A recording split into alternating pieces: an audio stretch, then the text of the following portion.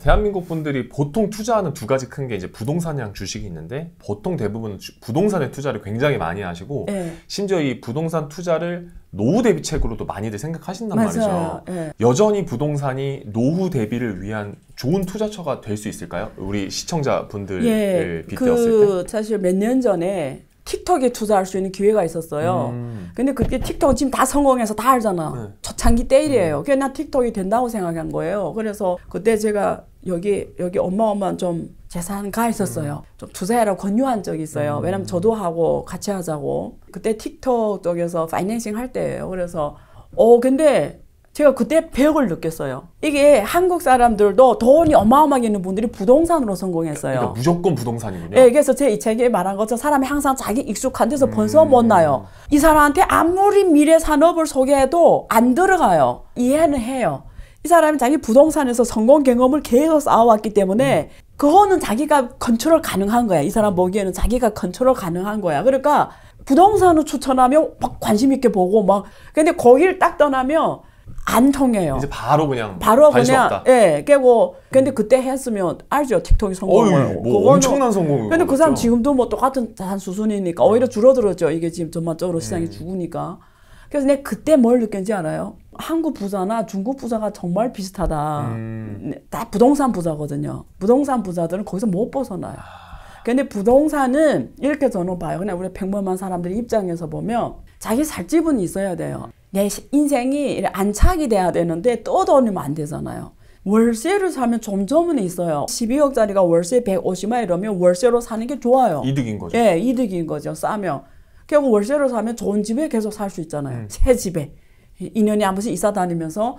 자, 그 다음부터 나머지 돈을 어떻게 굴리냐의 문제인데, 여기서 제가 언급했지만, 미국 데이터로 제가 이 책에서 언급했지만, 한 100년의 그 흐름을 봤어요. 100년의 흐름을 봤더니, 모든 자산을 다 포함해서 1등한 건 주식이었어요. 결국에는. 네, 주식이었어요. 근데 뭐 단타로 하는 사람들 있잖아. 그거는 다 해당이 안 돼요. 내가 투자의 개념에서 길게 쭉 간다 했을 때는 주식이 주는 수익이 훨씬 높다 이거. 그래서 이게 참 그런 것 같아요. 부동산에 돈을 오랫동안 묶어놓는 건 그렇게 리스키하다고 생각을 안 하시는데 네. 주식에다 맞아. 돈을 길게 묻어놓는 건 되게 잃을 수도 있다는 두려움 때문에. 몰라서 그래. 네, 그렇죠. 사람이 그게 있어요. 여러분. 자기 인생에 대해서 믿음이 있는 사람은 흔들리지가 않아요. 우울증이 안 와요. 주식도 똑같아요. 그렇죠. 자기 투자한 주식에 믿음이 있으면 풍파가 와도 샥이 와도 흔들리지 않아요. 인생도 투자도 믿음입니다. 믿음이 있을 때 내가 흔들리지 않아요. 안정적인 집 한 채가 있다면 이제는 조금 미래를 대비해서 그렇죠. 주식으로 좀 돌려볼 필요가 있다. 이 더 플로라는 책을 내셨습니다. 네. 교수님께서 책을 내셨는데 네. 이 책을 관통하는 메시지가 시대의 운명을 내다본 사람이 불을 거머쥔다인 것 같거든요. 맞아요. 네. 왜 이름이 더 플로인지 알아요? 한 개인의 운명은 시대적 운명을 못 이깁니다. 한 기업의 운명도 시대적 운명을 못 이겨요. 한 국가의 운명도 시대적 운명을 못 이겨요. 큰 시대적 흐름을 그려야 되는 거예요. 그 속에서 중국 국가 운명, 한국 국가 운명, 미국 국가 운명 이거 보고 우리가 이거 톱다운 방식으로 해요. 거시를 보고 그 다음에 산업을 봐요. 섹터.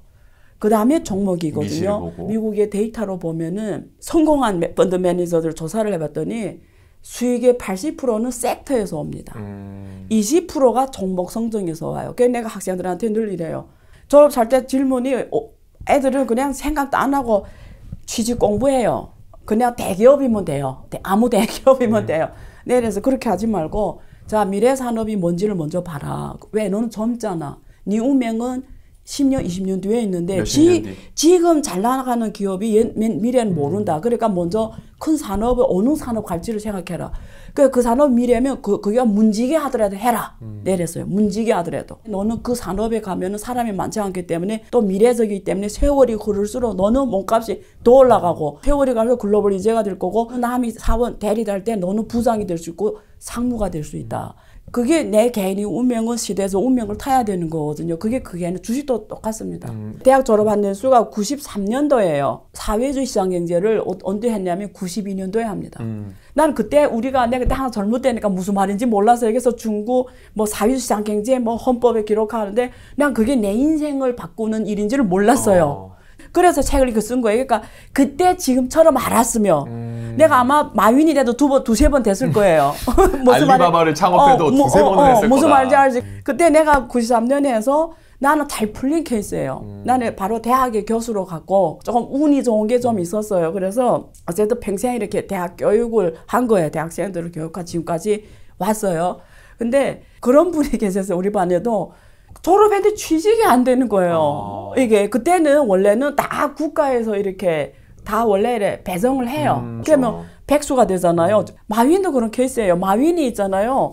졸업을 했는데 취직이 안 됐어요. 근데 그때는 어디 가나 이렇게 외자 기업이면 성공한 거예요. 근데 외자 기업 그때 KFC 그 할아버지 치킨 있잖아요. 그때 들어와는 다 거기가 일하고 싶어 했어. 외국 기업에. 외국 기업에.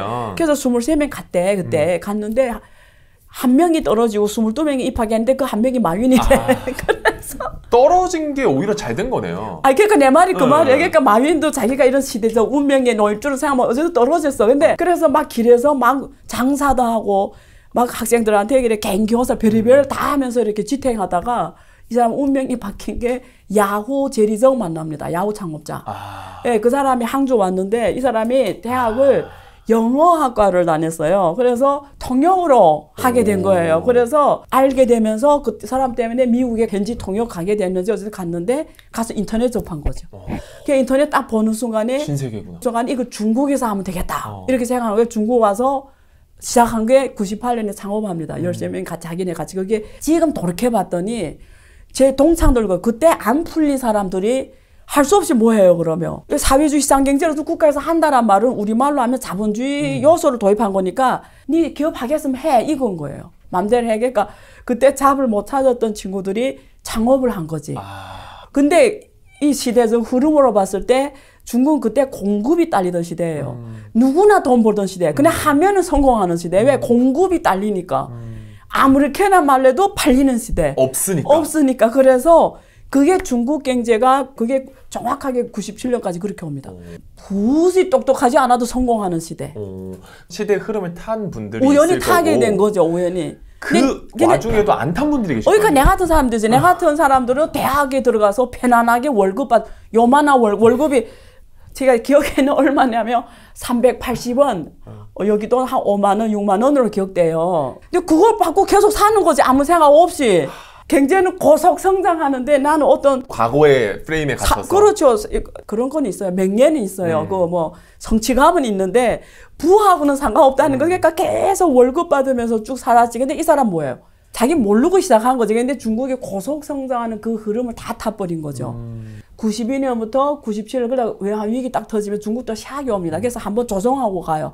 다시 2001년에 뭐죠? WTO에 가입하죠. 그렇죠. 그 다음부터 또 한 번에 고속 성장인데 그 성장과 앞에 성장은 수준이 다른 성장. 다르죠. 왜냐면 세계로 나갔으니까. 그렇지. 그 다음부터 세계적 기업이 나올 때가 2001년부터 나옵니다. 그때부터 알리바바가 나오기 시작하고. 그렇지. 그래서 중국이 그 다음부터 세계적 성공이 나올 때 시작한 게 2001년 이후면서 그 다음부터는 세계적 기업이 되는 거예요. 그 다음 세계적 부자 순위에 중국 사람들 이름이 들어가기 시작하는 거예요. 근데 그 사람들 지금 보면은 특별히 똑똑한가? 아니라는 거예요. 그리고 지금 왜 이 부동산, 이 대단한 부동산이 지금 이렇게 막 파산하고 이러죠? 그 쉬자인 이런 사람들이 뭐 그때에 비해 지금 둔해졌어요, 머리? 아니죠. 오히려 그때에 비해서 풍파를 다 겪어서 얼마나 똑똑해졌겠어요. 근데 왜 지금 안 될까요? 시대의 흐름이 아니니까. 그게 그 말이에요. 근데 내가 정신 차리고 세상에 도리를 알았을 때는 이 나이 먹은 거예요. 그러면 그때 네. 어쨌든 네. 시대를 잘 탄 분과 네. 시대를 안 타고 탄 그냥 분. 프레임 안에 있었던 분의 네. 교수님 생각하기에 좀 차이점이 어떤 게 있으세요? 가장 큰 차이점. 어마어마하게 크죠. 일단 첫째, 계속 그 안에 있으면 무식해져요, 사람이. 그러니까 세상의 변화를 몰라요. 근데 대화를 하면 느껴져요. 더 슬픈 게 뭔지 알아요? 자기가 그렇다는 걸 몰라요. 그게 더 슬퍼요. 자기가 지금 어떤 상황이라는 걸 모르면서 어쩌면 그게 행복할 수도 있어요. 근데 기업을 하거나 투자를 한 사람들은 이 사람 매일 생존 싸움 있잖아요. 기업하는 사람이 자기만 먹고 사는 게 아니라 그 기업에 일하는 사람하고 그럼요. 먹게 사는 거잖아요. 임금들을 다 주니까. 이 사람 매일 생존 위험에 처해 있잖아요. 그런 게 있잖아요. 동물들도 맨날 이렇게 생존 위험에 처한 동물들은 강하거든요. 간절함이 있으니까. 예, 간절함이 있으니까 강해지거든요. 그러면서 이게 항상 사람이 극한에 있을 때 성장하거든요. 극한에 있을 때 고통 겪으면 살지만 이 사람들은 성장한 거예요. 그리고 거기서 운까지 따라주면 삼박자가 맞춰서 세계적 부자가 되는 거죠. 그게 마윈이라는 성공 스토리였다는 거죠. 간절함의 차이가 있었다. 예. 근데 이제 교수님 지금 말씀을 예. 들어보니까 데이터라는 예. 얘기를 되게 많이 하시거든요. 맞아요, 그 맞아요. 책에도 되게 그런 얘기가 맞아요. 많이 나와 있단 말이에요. 예. 그래서 사실 개인이 예. 데이터를 가지고 맞아, 부를 맞아. 쌓는다? 맞아. 이게 무슨 의미예요? 데이터가 왜 중요해요? 예를 하나 들게요. 질문하시니까 데이터라면 일반 사람이 가슴에 와 닿지 않아요. 잘 모르겠어요. 근데 이런 생각해봐요. 페이스북, 우리 인스타그램 거기다 내가 글씨를 올리잖아요. 내가 자료를 올리잖아. 그럼 내가 안 올렸으면 걔네 존재해요? 안 존재하죠. 예. 근데 나한테 뭘 주죠? 그러면 누군가 이래, 내 인스타그램이 인기 있어가지고 뭐 100만 명 그 뷰 막 이래서 내가 사회적으로 인플루언서가 됐어. 그러면 인플루언서로 오는 베네핏은 있어요. 인플루언서가 되면 방송국에서 부르고 강연도 초청하면서 이런 현금 흐름이 창출이 돼. 책도 낼 수도 있고. 그래서 내 질문은 그거 빼고 당신이 거기서 했던 모든 노력이 100만 뷰가 들어오고 200만 뷰 들어오는 그 노력에 대해서 그 회사가 당신한테 준 게 뭐냐 이거예요. 회사가. 아무것도 안 줬다는 거지. 플랫폼을 줬죠. 거기다 올린 모든 데이터는 당신이 만든 그렇죠. 거잖아. 근데 당신 게 아니라고. 예를 들면 인스타그램 망했어요. 그러면 그게 다 없어지는 거예요. 없어지잖아요. 그죠. 근데 인스타그램 안 망한다는 보장이 있어요? 아니죠, 없죠. 없잖아요. 그러니까 내가 더 쉬운 예를 들게요. 지금 이 책을 샀잖아요. 이게 그래서 이게 지금 한 2만 정도 되는데 읽었어요. 근데 이 책이 너무 좋아. 내 친구한테 줬어. 야, 니 이거 읽어라. 이래 줬어요. 이게 되잖아요. 근데 내가 전자책을 샀어요. 이북을 샀어요. 그러면 거기에 이렇게 그 소프트웨어가 있어야 되잖아요. 예를 들면 네이버 들어가 웹툰을 읽었다. 네이버 웹툰을 읽었는데 너무 좋은 거예요. 그래서 내 친구한테 내가 샀어. 구매 결제인데 그걸 내 친구한테 주고 싶어. 근데 못 줘요. 내가 그거 이렇게 넘겨줘도 그 친구가 거기서 회원이 되고 그 친구가 돈 내야 결국 그거 읽을 수 있어요. 그냥 질문이 있어. 왜 내가 이런 하드 책을 샀을 때는 줄 수 있는데 왜 그거 전자책을 살 때는 못 주냐 이거지. 그게 말이 안 맞잖아. 보세요. 여러분 가서 이 책을 찾아보세요. 이 책 가격하고 전자책 가격이 같아요. 그게 내 선택이잖아. 전자책 살지 이 책 살지는. 그렇죠. 그러면 왜 똑같은 책을 사는데 이거는 내가 누구한테 줄 수 있는데 이게 내 권리잖아요. 근데 왜 전자책 사면 주면 안 되죠? 그러네요. 이게 말이 안 맞잖아요. 왜 그러냐? 이거는 내 소유권이라는 게 확실하잖아. 나한테 왔잖아요. 이거 내 소유권이잖아. 이거 누가 뺏어 못 가잖아. 내 거잖아요. 그러니까 내가 줘도 되죠. 근데 인터넷에 올라온 블로그든지 모든 게 당신 소유권이 아닌 거예요. 당신이 했는데 당신 게 아닌 거예요. 그 회사 거군요. 예, 회사 사실 당신 건데 당신 거라는 게 인증이 안 된 거예요. 그러니까 이걸 이용해서 플랫폼이 그 데이터로 돈을 버는 거예요. 데이터는 내 건데 돈은 누가 벌지? 그 데이터를 활용해 누가 버냐면 플랫폼이 벌어가는 거예요. 기업이 벌어가는 근데 거군요. 질문. 그 사람들이 당신 데이터로 돈을 버는 권한이 왜 있냐고. 그 권한을 누가 줬죠? 그 권한을 누가 줬죠? 그 말이 안 맞잖아. 그러네요. 네, 그 권한을 누가 줬냐고. 그래서 페이스북에 저커버가 무슨 말인지 알아요? 이제는 데이터 권한을 개인한테 돌려줄 시대다 이렇게 이 말을 했어요. 이제는 돌려줘야 된다. 자기는 이런 걸 돈 벌었는데 사실 이게 맞지 않는 거거든요. 그래서 그게 무슨 인터넷 개념이냐. 우리 인터넷 웹 1.0, 웹 2.0, 웹 3.0 들었죠? 네. 핵심은 뭐냐면 데이터가 오리지널 belong to you.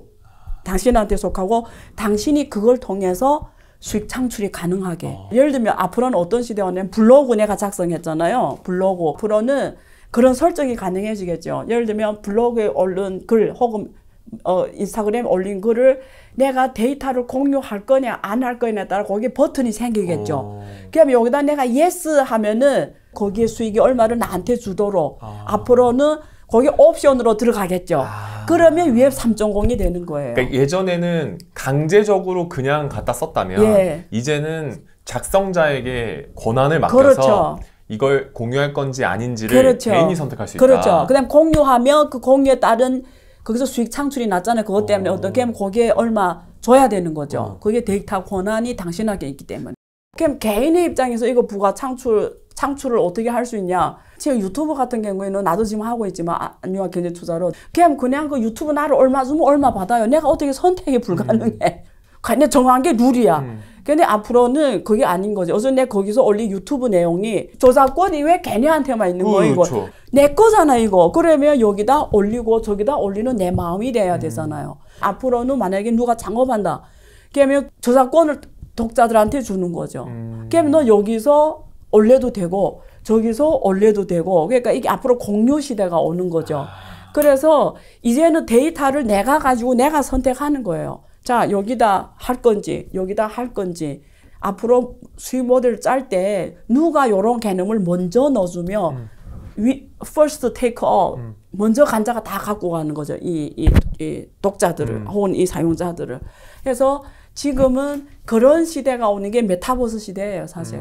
웹 3.0이 아니라 공유의 시대. 그래서 예. NFT, 가상화폐 이런 맞아요. 것들이 엄청나게 뜨고 있는 거군요. 왜 그러냐면 NFT라는 게 이게 당신 내 거라는 거라는 거 걸 인증이니까. 도장 찍어주는 네. 거예요. 아까 인증이 안 되니까 아까 안 되는 거예요. 그러니까 플랫폼이 다 가져가는 거예요. 소송해도 안 돼요. 왜냐면 법에 가도 이게 당신 거라는 게 인증이 안 되는 거예요. 그래서 우리가 책 쓸 때 있잖아요. 블로그 글을 인용하잖아요. 그건 저작권이 안 걸려요. 왜 그게 없는 거예요. 내게 아니니까. 네, 권한이 없는 거예요. 그러면 이제 정리를 해보자면 네. 예전에는 내가 만든 창작물을 뭔가 인증할 게 없었어서 네. 이걸로 수익을 네. 창출해내기 힘들었다면 이제는 NFT든 뭐 가상화폐든 뭐든 인증을 찍어놓고 그 데이터를 판매를 하거나 그렇지. 그 데이터를 기업에 넘겨서 그렇지. 그걸로 괜히 돈을 벌 수 그렇죠. 있군요. 예. 좋습니다. 얘기 이제 아주 잘 들었고 예. 3부 마무리 질문까지 다 들었습니다. 네. 이제는 우리 교수님께서 마지막으로 월부 시청자분들에게 네. 마무리 인사해 주시면 되겠습니다. 여러분들이 저보다 대부분 어릴 거라고 봅니다. 그런데 제가 이렇게 살아보니까 무식하게 산 세월이 너무 안타깝더라고요.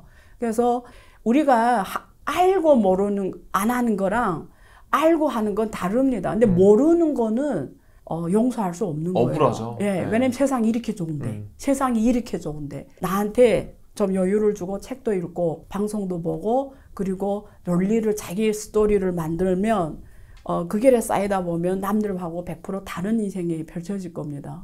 그리고 시간도 절약되고요. 그래서 오늘 방송이 도움이 되면 좋겠고요. 또 기회 되면 다시 보도록 하겠습니다.